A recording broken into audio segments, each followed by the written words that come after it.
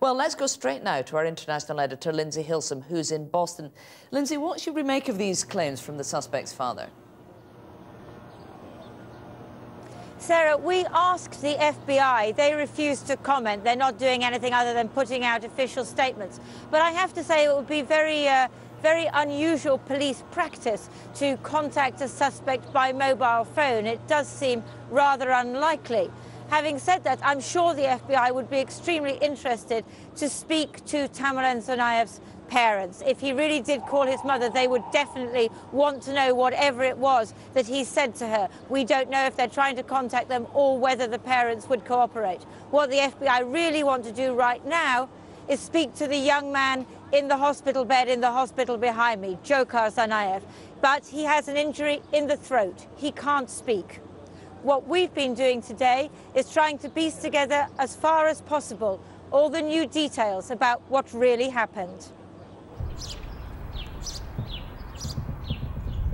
The residents of Watertown's blossomy suburbs don't expect gun battles outside their front door, but that's exactly what happened in the early hours of Friday morning.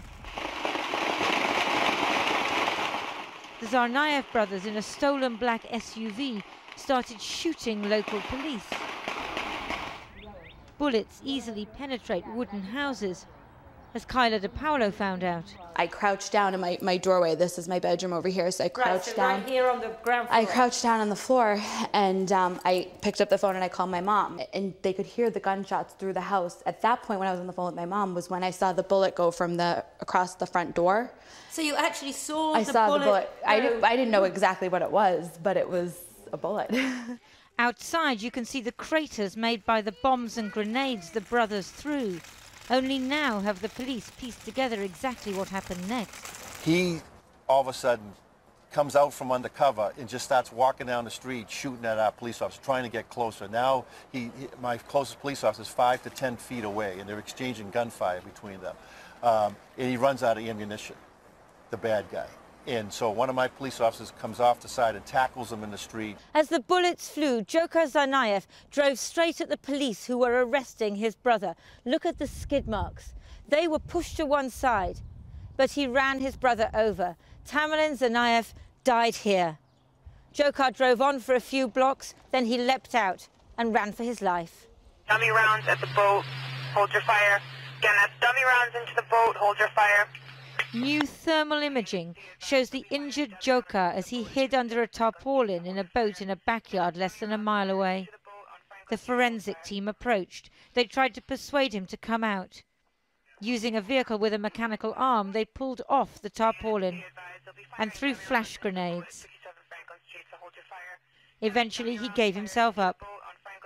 New information suggests that before all of this, but after the bombing, Dzhokhar Tsarnaev went back to the campus where he'd been studying. Right after the Monday events, he was back on the campus of the University of Massachusetts in Dartmouth, down in the South Coast region. There is evidence of some, frankly, kind of normal student behavior in those ensuing days, which, when you consider the enormity of what he was responsible for, certainly, raises a lot of questions in my mind, and as I say, more to the point, in the minds of law enforcement as well. Forensic teams are still combing the site of the marathon bombings.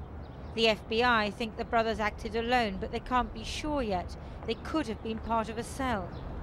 More than anything, they need to talk to Dzhokhar, but we don't know whether he will ever be able to speak. Today, Bostonians are remembering the dead and thinking of the 57 who remain in hospital. If Dzhokhar Tsarnaev recovers, he's likely to face terrorism charges in a federal court. If found guilty, the penalty is death. Fascinating new details, Lindsay. Is there any suggestion today that these brothers had received wider terrorist training? Well, that's one of the things which the FBI will be wanting to work out, and the forensic details are important. Were the bombs triggered remotely? If they were, that implies that there could have been some kind of training, and we know that Tamerlan Tsarnaev, that's the older boy, was in Dagestan in 2012. There are a lot of insurgents and militants there. So it's all these kind of details which they really need to pull together now. And Dzhokhar is in hospital behind you there. As we know, the police have been unable to question him yet. There are some complications about his legal situation.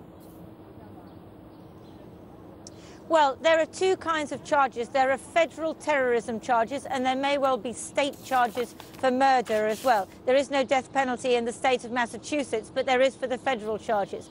Before that, does he have the right to silence? There is an exception if there is a danger to the public from this person. So they're saying that no, he doesn't have the right to silence.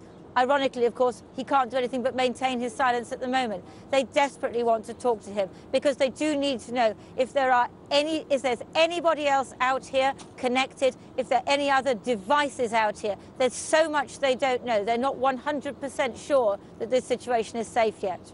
Lindsay Hilsum in Boston, thank you very much for that.